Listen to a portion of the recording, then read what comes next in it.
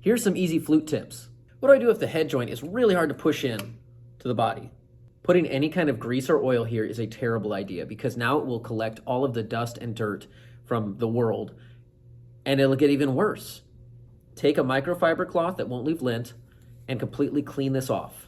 Microfiber cloth, I just used a school 1-ply tissues, a drumstick, and just shove that thing in there. Oh. If you're still having trouble getting this to fit, I heard a tip that you could use graphite right here. Graphite's what's used on door hinges to keep them from sticking. This could provide a non-stick barrier for when you reassemble this. But Mr. K, if I put a bunch of cork grease on here, then it doesn't stick, right? Jimmy, any oil or grease that gets on here is going to collect dust and eventually gunk up your whole flute.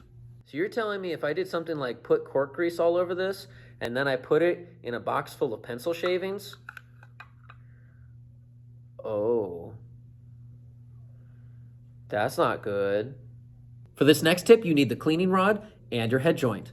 Have you adjusted your cork? The bottom of most cleaning rods has a small line right here. If you gently insert this, you will see the line is supposed to be centered in the aperture. It should be here, and it's here. So I need to push the cork down.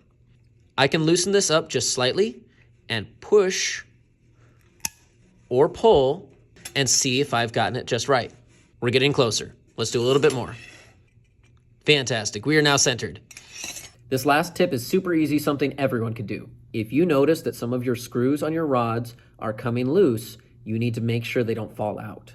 A tiny flathead like you could get in an eyeglasses repair kit? I don't need that. My dad has a power drill at home. You can routinely check that these screws are in place. Don't over tighten because you'll notice the keys start to get really stiff. I'll show you an example of when a screw is too high. Can you see which one is wrong? How about now? Getting closer. Right here. This screw is sticking up, which will make this rod eventually come out of place. If you don't happen to have a flathead, you might be able to, in a pinch, use your fingernail and just tighten that just a little bit to make sure it doesn't fall out and get lost. That is so much easier than finding a replacement screw.